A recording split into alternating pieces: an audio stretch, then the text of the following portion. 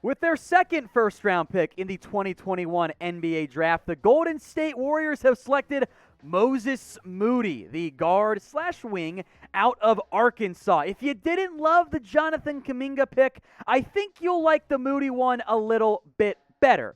According to our NBA draft expert, Chase Sr. here at Chat Sports, Moody was number 9 overall on his board.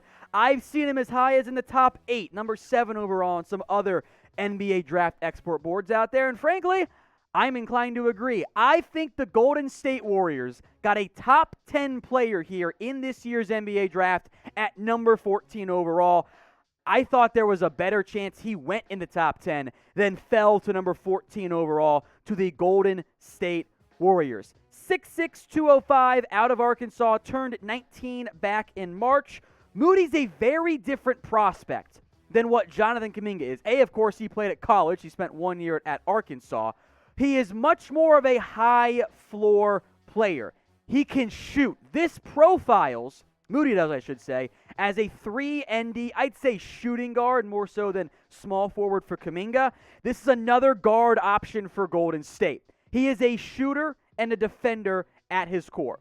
16.8 points per game, 5.8 rebounds, 1.6 assists. Not much of a ball handler. We'll get back to that later on. Most importantly, 35.8% from deep. Not the best three-point shooter in this year's class, but a very solid one. And he's a good defender as well. He is a very solid defender, a very good shooter, and to show that at age 18 when he played for Arkansas, that's a very good sign for Moody's NBA impact. I'm not surprised he's a lottery pick. Yes, there are some athletic concerns. Yes, his jumper might not be nearly as lightning quick as some others, but I think this is the type of player who you're searching for in the mid to back end of the NBA lottery.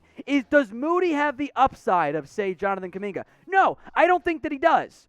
But if you told me which one is more likely to bust, I'm not picking Moody. I think Moody can be a very good, probably 6th or 7th player in the NBA, maybe even a low-end starter who you can keep out there in crunch time when you go small ball and keep him at the 2 or even the 3, depending on what your rotation ends up looking like. So grade the pick for me. A, B, C, D, or F. It's pretty easy for me. I'm going A. I love this pick by the Golden State Warriors. I think this is a very, very smart addition, but I want to hear from you guys. If you get the ad break here on YouTube, scroll on down and get your votes in. A, B, C, D, or F. Let's go more in depth now on Moses Moody, the pick here by the Golden State Warriors. I'll make note, he is a very effective driver and foul drawer. I believe that's the way there. He finished top 100 nationally at the college basketball level among guards in fouls drawn. 5.5 over a 40-minute time frame right there. He does the kind of James Harden thing of he throws out his arms and gets some contact there. Good defender, good shooter. His role is very obvious in the NBA. Now, I'm not convinced necessarily that Moody's going to end up being an elite 3-and-D player. This might be a little bit more of maybe a McCall Bridges than I'll say, prime Danny Green. There are some athletic concerns with Moses Moody. He's not the quickest guy. He's not a bad defender. He's still good enough there, but I don't think he's going to be the guy that you try to lock down an opposing team's best scorer with. I'd say more of a good key rotation piece as a 3-and-D defender, or maybe the athleticism won't matter that much in the end, and we've seen that more recently, I'd argue, in the NBA. You've seen players with this skill set thrive if they're not an elite athlete like Kuminga is necessarily. So the Warriors, in terms of the fit for Moody, right? The starting lineup, I don't really think changes here. Steph Curry, Klay Thompson, Andrew Wiggins, James Wiseman, Draymond Green. They're still working Kevon Looney, Jordan Poole as among their key rotation pieces. Eric Pascal as well. Look, Kelly Oubre's gone. I think Kent Bazemore is gone. You could see Moody play the Kent Bazemore role early in his career. The two things I should say that I think Golden State's looking for is kind of a secondary guard ball handler. Yes, Draymond Green can do that. Andrew Wiggins can do it. Thompson can do it some too. But I think you want another option there for Jordan Poole. They did not draft a big man, barring a trade up into the second round, maybe buying a draft pick as they've done in the past. But, Kevon Looney can be the same guy there. I think depth is what this draft ends up being for Golden State. Not necessarily a 2 home run picks, not 2 low floor, high ceiling guys, or reverse that. Not necessarily 2 boom or bust players, but also not necessarily 2 of the, we've got limited potential, but they're very high floor players. They kind of split that between Moody, who ends up being, I think, despite being drafted later, the higher floor player.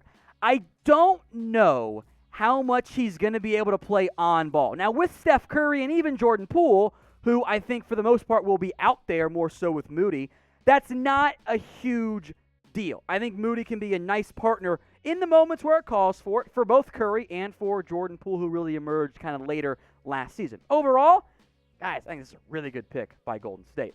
Now, if the Warriors buy a second-round pick, you best believe we'll break that down for you here.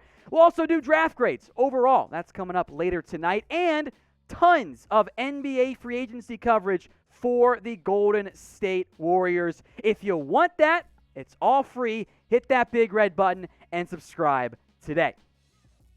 I want to talk more now about the defense for Moses Moody. Okay, quickness is fine.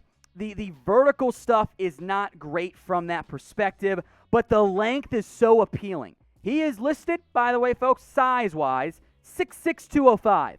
His length, 7'1". That length is a big deal for a 3-and-D player, for what he's shown he's able to do as a shooter. And that length, and even though it's not an elite athletic ability, good enough athletic ability as far as I'm concerned, this makes Moody a prime fit in the modern-day NBA. I'm a big believer, especially when you're out to the top 5, top 10, take these players. Take guys that can shoot. That fits perfectly for Golden State, and having watched so much Golden State Warriors basketball, maybe that's why I love shooters so much as it relates to the NBA draft. So our guy Chase Sr. had Moody as a top 10 player in this year's draft. I completely agree. I love this pick by Golden State. My one word, steal. I think Moody should have long been off the board. I'd have taken Moody over Josh Giddey, and he went in the top 7. Let that sink in for a second. So give me your one-word reaction to the pick, folks, right now in the comments section. The 2 main things I think Golden State maybe missed out on is that kind of secondary off-ball Jordan Clarkson low-end type of player.